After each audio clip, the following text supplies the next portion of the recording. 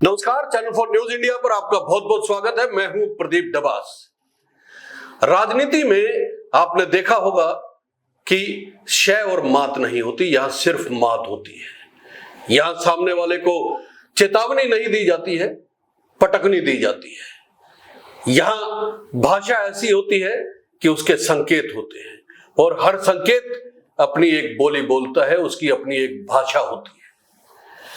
25 मई को हरियाणा में 10 की 10 लोकसभा सीटों के लिए मतदान हुआ और उस मतदान के बाद कुछ ऐसे संकेत मिलने शुरू हुए जिनको डिकोड करना बहुत जरूरी है, जिनका खुलासा होना बहुत जरूरी है।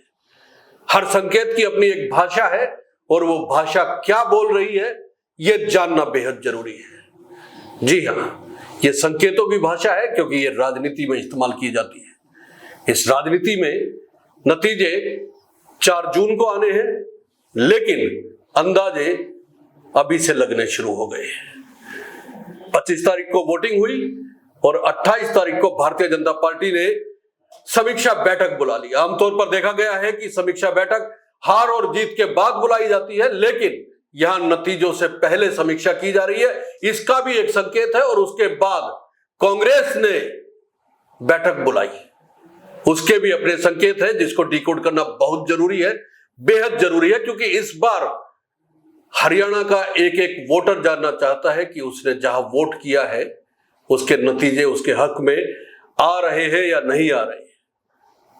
हरियाणा के तमाम वोटर जानना चाहते हैं कि इस बार क्या होने जा रहा है, क्योंकि इस बार हर सीट कांटे की टक्कर में फंसी हुई दिखाई दे रही है। हर सीट पर मुकाबला बेहद कड़ा दिखाई दिया।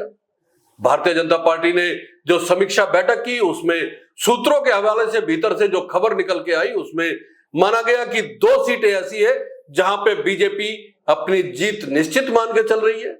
कुछ सीटों पर बीजेपी खुद को एज पे मान रही है और कुछ सीटें उसको ऐसा लग रहा है जो टफ फाइट में फंसी हुई है।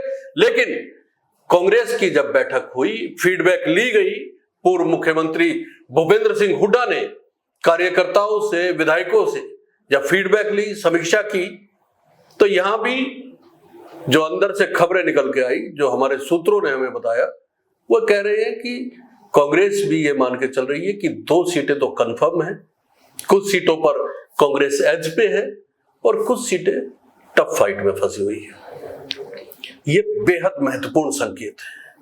ये संकेत डिकोड करना इसलिए भी जरूरी है कि कुछ महीने बाद ही हरियाणा में विधानसभा चुनाव होने जा रहे हैं और इसका सीधा प्रभाव आने वाले विधानसभा चुनाव पे भी पड़ेंगे।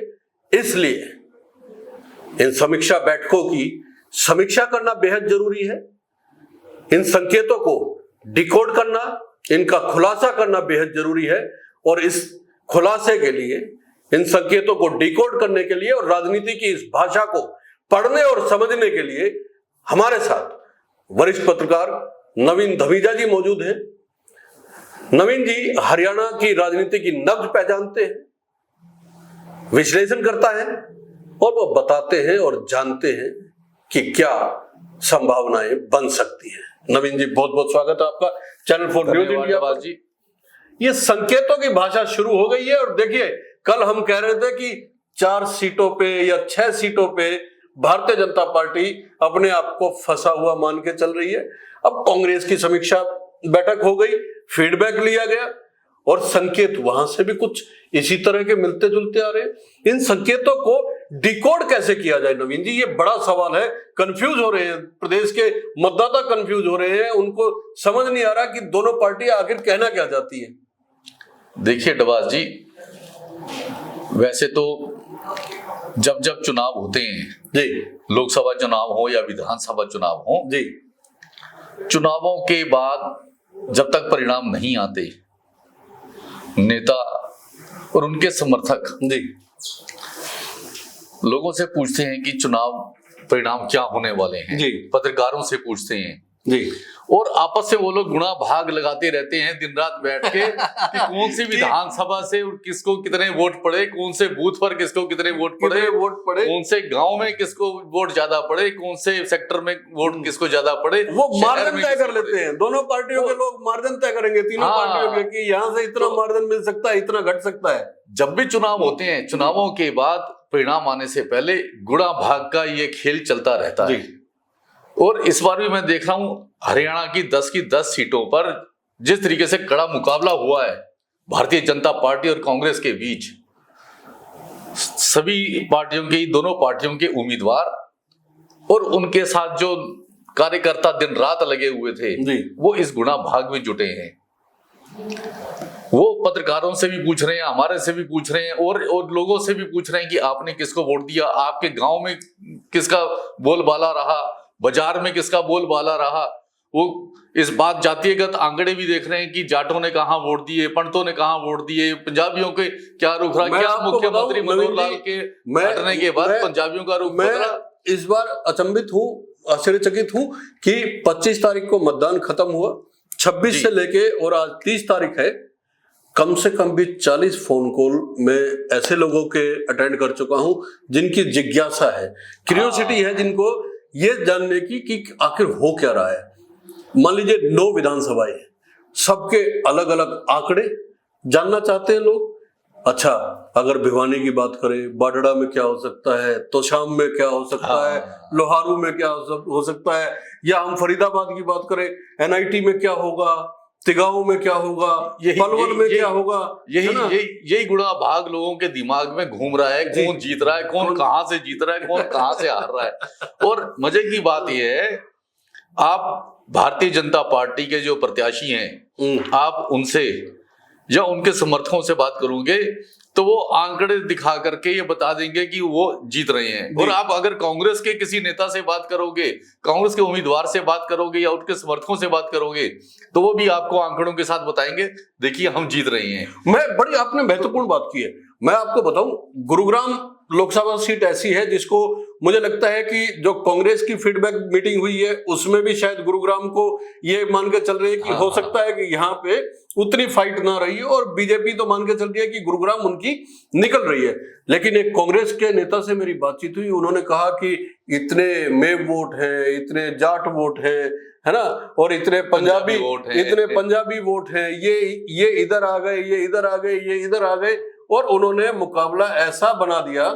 बीजेपी वाले कहते हैं हम जीत रहे, कांग्रेस वाले कह रहे हैं हम जीत रहे, और मुकाबला, जबकि ऐसा हो सकता है कि टाइट भी हो जाए, लेकिन संकेत दोनों ओर से मिल रहे हैं। देखिए डबास जी, इसमें कोई शक वाली बात नहीं, इस बार हरियाणा में 10 की 10 सीटों पर मुकाबला बड़े कांटे का है जी, बड़ी कांटे की टक्कर है। किसी के लिए भी कहना आसान नहीं कौन जीतेगा कौन हारेगा। इस बात का परिणाम तो 4 जून को जब परिणाम तब पता चलेगा, 4 जून को जब परिणाम आएगा, हारेगा कौन जीतेगा। 4 जून को जब परिणाम आएगा, उससे पहले जो संकेत मिलने शुरू हुए ना, उनको डिकोड करना बहुत जरूरी है। देखिए, सोनीपत से जो प्रत्याशी हैं भारतीय जनता पार्टी के, मैं मनोहर लाल खट्टर जी की बात करूंगा, लेकिन उससे पहले सोनीपत से जो भारतीय जनता पार्टी के प्रत्याशी मोहनलाल बडोली राय से विधायक भी हैं, उन्होंने ऐसे गंभीर आरोप लगाए जिससे यह लगता है, या जिससे संकेत मिलते हैं, उसको आप डिकोड कीजिएगा। लेकिन उन्होंने कहा कि पार्टी के अपने नेता ही उनके साथ नहीं थे। सवाल यह खड़ा होता है, अगर पार्टी के नेता आपके साथ नहीं थे, उन्होंने पूर्व सांसद का नाम ले दिया, उन्होंने विधायक का नाम ले दिया, उन्होंने पूर्व जिला अध्यक्ष का नाम दे दिया, उन्होंने कई सारे ऐसे नाम लिए, उन्होंने पूर्व मंत्री जो है उनकी पत्नी का नाम, पूर्व मंत्री का नाम ले दिया और उनके पति का नाम ले दिया। उन्होंने दुनिया भर के नाम ऐसे ले दिए जो भारतीय जनता पार्टी के साथ जुड़े हुए हैं। इसका मतलब एक संकेत तो हम मान के चलते हैं जिसको मैं डिकोड कर सकता हूं, बाकी आप डिकोड कीजिएगा कि सीट का क्या होने जा रहा है। एक संकेत मैं डिकोड कर सकता हूं कि अगर मोहनलाल बडोली को टिकट अनाउंस होने के बाद भी यह नहीं पता चल रहा था कि कौन उनके साथ है और कौन उनके साथ नहीं है, तो निश्चित तौर पे यह विफलता मैं सीधे तौर पे पार्टी प्रत्याशी की मानता हूं। और अगर उन्हें पता था और अगर वो मना नहीं पाए, ये भी विफलता मैं पार्टी प्रत्याशी की ही मानता हूं कि जो आदमी इलेक्शन में खड़ा है, चुनाव लड़ने जा रहा है, जब वो लोगों को मनाने की कोशिश कर सकता है तो अपनी ही पार्टी के लोगों को मनाने में उसको दिक्कत क्या आई, अगर दिक्कत आई तो उसने इसको लेके कदम क्या उठाए। तो मुझे ऐसा लगता है कि जितने आरोप लगाए गए हैं मोहनलाल बड़ौली की ओर से, कहीं ना कहीं एक चूक तो उनकी ओर से भी रही होगी, कुछ ना कुछ तो रहा होगा, लेकिन ये जो संकेत उन्होंने दिए हैं, इस संकेत का इस सीट के परिणामों से अगर डिकोड करने की कोशिश करें, वो आप कीजिए। देखिए डबास जी, आमतौर पर होता ये है कि जब किसी नेता को लगता है कि वो चुनाव नहीं जीत पाएगा या उसे लगता है कि उसके लिए दिक्कतें पैदा हो रही हैं जी, तो वो इस तरह के आरोप प्रत्यारोप लगाते हैं। ठीकरा पहले ही फोड़ दो, ठीकरा पहले ही फोड़ दो। लेकिन इस चुनाव में मैंने एक चीज देखी, भारतीय जनता पार्टी ने जिस जिस सीट पर अपने उम्मीदवार बदले, चेहरे बदले, वहां इस तरह की गतिविधियां सामने आई हैं। लेकिन इससे दो संकेत हैं सर, आप अपनी बात पूरी कीजिएगा। मुझे ऐसा लगता है इससे दो संकेत है। अगर मोहनलाल बड़ौली ये सीट निकाल जाते हैं तो सभी लोग कहेंगे कि अगर हम साथ ना देते तो ये जीतते कैसे। बिल्कुल, ये बात तो वो कहेंगे कि अगर हम साथ ना देते तो भी हमारे बिना ये नहीं जीत सकते थे। हाँ, और दूसरा ये है कि अगर बाई चांस ना निकली सीट तो मोहनलाल बड़ौली ने तो अपना पल्ला झाड़ दिया, दूसरे के सिर पर रख दिया। देखिए, मैं वही कह रहा हूं डबास जी, ये बात मोहनलाल बड़ौली से शुरू होती है, लेकिन हरियाणा में जहां जहां भारतीय जनता पार्टी ने अपने उम्मीदवार बदले हैं, आप करनाल को देखिए। करनाल में संजय भाटिया जी वहां से पिछली बार बड़े मार्जिन से चुनाव जीते थे। देश में 6.5 लाख वोटों का मार्जिन था, देश में सबसे बड़ा मार्जिन उनका था, दूसरे नंबर का मार्जिन उनका था जी। और इस बार वो पूरे चुनाव प्रचार में गायब रहे। उनको अगर एमपी बने थे पिछली बार, इतनी बड़ी जीत हासिल हुई थी जी, तो तत्कालीन मुख्यमंत्री मनोहर लाल की वजह से हुई थी। मनोहर लाल ने उनको टिकट दिलवाई थी, मनोहर लाल ने उनको चुनाव लड़वाया था, उनके चुनाव प्रचार में मनोहर लाल वहां रहे, उनकी वजह से वो चुनाव जीते, उनकी वजह से उन्होंने इतनी बड़ी जीत हासिल की थी जी। लेकिन इस चुनाव में जब उनकी टिकट काटी गई, मनोहर लाल को वहां से चुनाव मैदान में भारतीय जनता पार्टी ने उतारा। वो नामांकन भरवाने जरूर गए उनके साथ, लेकिन उसके बाद चुनाव प्रचार में पूरे टाइम वो गायब नजर आए। इसी तरीके से आप सिरसा में लें जी, सिरसा में सुनीता दुग्गल की टिकट काटी गई जी। वहां पर सुनीता दुग्गल ने जैसे ही अशोक तंवर की टिकट अनाउंस हुई, उनको उम्मीदवार बनाया गया, सुनीता दुग्गल ने उनका विरोध चालू किया जी। अशोक तंवर ने इस बात को कहा भी, पार्टी के नेताओं को भी इस बात का आभास हुआ, सबको पता चला, और बाद में अशोक तंवर का तो इतना ज्यादा वहां पर विरोध हो गया कि उनको जगह जगह उनकी गाड़ियों पर लाठियां पड़ने लगी, उनको प्रचार के लिए दिक्कतें आने लगी, उनको फोर्स मुहैया कराई गई। तो मुझे लगता है कि ये विरोध मोहनलाल बड़ौली ने तो खुलकर के इस बात को कहा है, लेकिन चुनाव परिणाम आने के बाद मुझे लगता है बाकी नेता भी इसका खुलासा करेंगे। ये खुलासा अभी और होगा कि मेरे पास ऑडियो टेप है, मेरे पास फलाना है, सबूत है। मोहनलाल बड़ौली ने तो जो संकेत दिए, उन संकेतों से हमारे दर्शक भी अंदाजा लगा सकते हैं कि सोनीपत सीट का क्या होने जा रहा है, क्योंकि कांग्रेस की फीडबैक मीटिंग में शायद कांग्रेस के लोगों ने ये कहा है कि कांग्रेस ने सोनीपत को जीती हुई सीट माना है कि वो सीट हम जीत रहे हैं। हाँ, लेकिन एक और संकेत मिले। पूर्व मुख्यमंत्री, मैंने जैसे पहले कहा था, पूर्व मुख्यमंत्री मनोहर लाल खट्टर का कहना है कि कुछ अधिकारियों ने इस चुनाव में वैसा काम नहीं किया जैसी उनकी ड्यूटी बनती थी, जैसी उनकी जिम्मेदारी बनती थी, और उनके खिलाफ कार्रवाई की जाएगी। और ये बात कहते ही प्रदेश के कर्मचारी वर्ग में भी गुस्सा फैल गया, उनकी ओर से प्रतिक्रियाएं आने लग गई। अब इसको कैसे डिकोड करेंगे? देखिए, ये बात बिल्कुल सही है। आप देखो, मनोहर लाल हरियाणा में पिछले 9.5 साल से मुख्यमंत्री हैं जी, 9.5 साल मुख्यमंत्री रहे। 12 मार्च को उन्होंने इस्तीफा दिया और नायब सिंह सैनी मुख्यमंत्री बने। नायब सिंह सैनी को भी उन्हीं की पसंद है कि नायब सिंह सैनी को मुख्यमंत्री बनाया जाए जी। अब भी ऐसा माना जाता है कि सरकार और शासन मनोहर लाल ही चला रहे हैं जी। उसके बावजूद सुपर सीएम की उन्हें संज्ञा दी जाती है। हरियाणा के लोग उन्हें सुपर सीएम ही कहते हैं जी। लेकिन उनका ये कहना कि चुनाव के दौरान कुछ अफसरों ने विपक्ष के नेताओं का साथ दिया, विपक्ष के नेताओं के साथ उनका टाई अप था, भारतीय जनता पार्टी के नेताओं के साथ उन्होंने गलत काम किया, उनके साथ अन्याय किया जो नहीं करना चाहिए था, तो ये भाषा बड़ी चिंताजनक है। और उन्होंने चुनाव परिणाम के बाद देख लेने की भी बात कही। चुनाव परिणाम के बाद देख लेंगे। हाँ, कि भी हम इसको निपट लेंगे, हम देख लेंगे। इसको लेकर के सरकारी कर्मचारियों में विरोध है, रोष है। उन्होंने बकायदा इसके खिलाफ रोष व्यक्त करना शुरू कर दिया है। उन्होंने वीडियो जारी किया, उन्होंने बयान जारी कर दिया है कि भी हम इसको लेकर के चुप नहीं बैठेंगे, हम इसका विरोध करेंगे।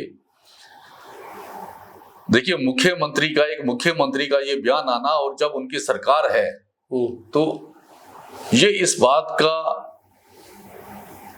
संकेत दे रहे हैं कि हरियाणा में भारतीय जनता पार्टी बदलाव की ओर है। इसका मतलब जनता का मूड कुछ और था, उनका ये संकेत इस बात। देखिए, मनोहर लाल जी भी प्रत्याशी है करनाल से, और मोहनलाल बड़ोली भी प्रत्याशी है। और दो प्रत्याशी इस तरह का आरोप लगा रहे हैं, मोहनलाल बड़ोली। और आप ये देखिए, हरियाणा के मुख्यमंत्री नायब सिंह सैनी भी करनाल से विधानसभा चुनाव लड़ रहे थे जी। उनका भी 25 मई को चुनाव हुआ है जी। और एक चीज और आप देखिए, आप भी लंबे समय से पत्रकारिता कर रहे हैं, मेरे को भी लगभग 3.5 दशक हो गए पत्रकारिता करते हुए। आपने बात की थी कि भारतीय जनता पार्टी ने अपने कैंडिडेट्स को बुला करके विश्लेषण किया, कांग्रेस ने इस बात का विश्लेषण किया जी। मैंने ये देखा है, चुनाव ये आमतौर पे विश्लेषण कब होता है, मंथन कब होता है, जब चुनाव परिणाम आ जाते हैं उसके बाद। और उसके बाद भी मंथन कौन करता है? जो जीती हुई पार्टी होती है वो तो जश्न मनाती है, वो ताजपोशी की तैयारी करती है, जश्न मनाती है। और जो हारी हुई पार्टी होती है वो इस बात की समीक्षा करती है कि किन किन सीटों पर हारी, क्या कारण रहे। आप कभी भी देखेंगे जीती हुई पार्टी समीक्षा नहीं करती है, हारी हुई पार्टी समीक्षा करती हुई। जीती हुई पार्टी तो ताजपोशी तैयारी करती है और जश्न मना रही होती है। लेकिन इस बार चुनाव परिणाम से पहले भारतीय जनता पार्टी और कांग्रेस दोनों ही इस बात की समीक्षा कर रहे हैं। अच्छा, समीक्षा का सिलसिला बीजेपी ने शुरू किया। भारतीय जनता पार्टी ने 25 तारीख को चुनाव हुए, 27 तारीख को उन्होंने अपने कैंडिडेट्स की बैठक बुलाई, पार्टी के बड़े नेताओं की बैठक बुलाई और समीक्षा करी। और अब 31 तारीख को उन्होंने अपने सभी जिला अध्यक्षों को बुला करके दोबारा समीक्षा के लिए बुलाया है, ताकि वो आकर के बताएं कि कौन कौन पार्टी के कार्यकर्ता विरोध कर रहे थे, क्या क्या दिक्कतें आई, क्या क्या परेशानियां आई। देखिए, पूर्व मुख्यमंत्री मनोहर लाल ने जहां सरकारी अधिकारियों पर उन्होंने उंगली उठाई है, कर्मचारियों पर उन्होंने आरोप लगाया है, वहीं एक और बहुत महत्वपूर्ण बात है, भारतीय जनता पार्टी ने चुनाव से पहले एक टोल फ्री नंबर जारी किया था कि अगर किसी को दिक्कत आती है तो इस टोल फ्री नंबर पे वो वोटिंग के लिए अपना फोन करके बताए कि परेशानी आ रही है। तो उनके पास मुख्यमंत्री ने उस दिन समीक्षा बैठक में इस बात का खुलासा किया कि 1000 से ज्यादा शिकायतें आई हैं, जिसमें फर्जी मतदान की बात सामने आई है, फर्जी मतदान की कंप्लेंट आई है। इसका मतलब हरियाणा में फर्जी मतदान हुआ है और भारतीय जनता पार्टी इस बात को लेकर चिंतित है कि फर्जी मतदान हुआ है। तो फर्जी मतदान किसने करवाया है? सरकार उनकी है, शासन उनका है, अफसर उनके हैं। और वही भारतीय जनता पार्टी ये कहती है कि 1000 से ज्यादा शिकायतें दर्ज की गई है फर्जी मतदान की। और वो पार्टी फर्जी मतदान की बात कर रही है जिसके पन्ना प्रमुख भरे पड़े, एक विधानसभा में 3-3 हजार पन्ना प्रमुख। कांग्रेस के पास तो अपना संगठन तक नहीं है, वो तो बिना संगठन के चुनाव लड़ रही थी। ना कांग्रेस की ऐसी तैयारी थी, ना उनके पास संगठन था। और फिर भी भारतीय जनता पार्टी की सरकार ये कह रही है कि 1000 से ज्यादा शिकायतें इस बात की आए, तो ये चिंताजनक है।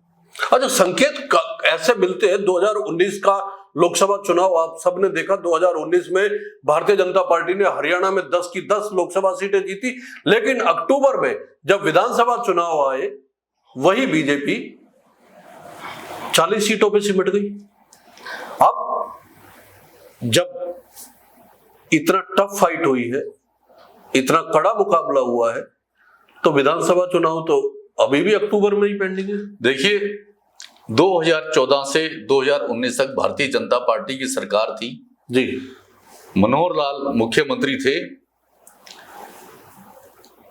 उनके कैबिनेट में 11 मंत्री थे उस वक्त जी। 11 में से 2 मंत्रियों की उन्होंने टिकट काट दी थी जी। उन्होंने चेहरे बदल दिए थे, एक विपुल गोयल और एक राव नरवीर। उसके बाद 9 मंत्री उनके ऐसे थे जो चुनाव लड़ रहे थे 2019 के विधानसभा में। उन 9 मंत्रियों में से 7 मंत्री चुनाव हार गए थे। 7 मंत्री हारे थे। उसमें कविता जैन हारी थी, रामविलास शर्मा कविता जैन हार गई, कैप्टन अभिमन्यु चुनाव हार गए, ओम प्रकाश धनखड़ हार गए और कृष्णलाल पंवार हार गए थे। आप ये देखिए ना, उनके जितने बड़े मंत्री थे 7 मंत्री चुनाव हार गए, 11 में से 9 मंत्री चुनाव लड़ रहे थे। उसके अलावा भारतीय जनता पार्टी के प्रदेश अध्यक्ष सुभाष बुराला चुनाव हार गए थे। यानी सरकार और संगठन पूरे प्रदेश में हारे थे। सबसे बड़ी हार थी उनकी। हाँ, मैं वही कह रहा हूँ। आप ये देखो, सरकार और संगठन दोनों के बड़े नेता, बड़े पदाधिकारी चुनाव हार गए थे 2019 में, जबकि नारा दिया गया था कि इस बार 75 पार। जब 75 पार का नारा था, बड़े बड़े मंत्री चुनाव हार गए और उनकी 40 सीटें आई थी। तो आप इस बात से अंदाजा लगाइए कि हरियाणा में भारतीय जनता पार्टी का ग्राफ किस तेजी से बढ़ रहा है या गिर रहा है, कहां जा रही है भारतीय जनता पार्टी। तो संकेतों की भाषा को अगर समझने की कोशिश की जाए तो ये जो अधिकारियों को देख लेने और निपट लेने और ये सब बातें हैं।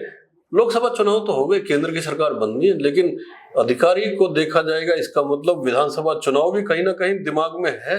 देखिए, निश्चित तौर से 4 महीने बाद अक्टूबर में हरियाणा में विधानसभा चुनाव होने हैं और भारतीय जनता पार्टी के पूर्व मुख्यमंत्री ये बात कह रहे हैं कि अधिकारियों को वो चेतावनी दे रहे हैं, कर्मचारियों को चेतावनी दे रहे हैं। और जिस हिसाब से लोकसभा चुनाव में भारतीय जनता पार्टी और कांग्रेस के बीच कड़ा मुकाबला हुआ है, मुकाबले की टक्कर हुई है और कांग्रेस ये मान के चल रही है कि यदि 2 सीटों को छोड़ दिया जाए तो 8 सीटों पे उनका कड़ा मुकाबला हुआ, जिनमें से 5 सीटें तो वो जीत की ओर हैं जी। तो वो विधानसभा चुनावों की ओर ये इशारा कर रहे हैं कि विधानसभा चुनाव आसान नहीं होंगे और पूर्व मुख्यमंत्री का ये बयान चिंताजनक है। ये इस ओर इशारा कर रहा है कि इन्हें आगे दिक्कतें आ सकती है। ये अगर इस तरह की भाषा का इस्तेमाल हो रहा है और कर्मचारी अगर उस पर रिएक्ट कर रहे हैं, आमतौर पे जब कर्मचारियों को ये लगता है कि अगर सरकार मजबूत स्थिति में, कोई पार्टी मजबूत स्थिति में है और वो आ सकती है, तो कर्मचारी आमतौर पे रिएक्ट करता नहीं है। देखिए, इस वक्त अगर हम देखें, जाट वर्ग भारतीय जनता पार्टी के खिलाफ है जी, मुस्लिम पूरी तरीके से भारतीय जनता पार्टी के खिलाफ है। यदि हम बात करें अनुसूचित जाति की, वो इस वक्त भारतीय जनता पार्टी के खिलाफ वोट दे रही है। तो 3 बड़े वर्ग हैं। उसके अलावा अगर सरकारी कर्मचारी भी इनके खिलाफ खड़ा हो गया तो इनके लिए मुश्किलें निश्चित तौर से पैदा हो जाएंगी और ये संभल के चलने का वक्त है भारतीय जनता पार्टी के लिए। दोस्तों, राजनीति में संकेतों की भाषा को समझना और उसका विश्लेषण करना बेहद जरूरी होता है। आज हमने कुछ ऐसा ही करने की कोशिश की है। निश्चित तौर पे आपने इस विश्लेषण को सुना, ये अच्छा लगा आपको, तो इस विश्लेषण पे अपनी टिप्पणी, अपनी राय जरूर दीजिएगा और अगर अच्छा लगे तो लाइक जरूर कीजिए, शेयर जरूर कीजिए। और मैं फिर से आपसे कहता हूं, ये वीडियो बनाने के लिए हम लोग रिसर्च करते हैं, मेहनत करते हैं, घंटों तैयारियां करते हैं। आप चैनल को सब्सक्राइब करेंगे तो हमारे हौसले में इजाफा होगा, हमें अच्छा लगेगा, आपका साथ मिलेगा। तो इस तरह के विश्लेषण हम आगे भी जारी रखेंगे। आप चैनल को सब्सक्राइब कीजिए, अपने दोस्तों से करवाइए, जानकारों से करवाइए, क्योंकि आपका साथ हमारा हौसला बढ़ाता है। बहुत बहुत धन्यवाद। नमस्कार। धन्यवाद नवीन जी। नमस्कार।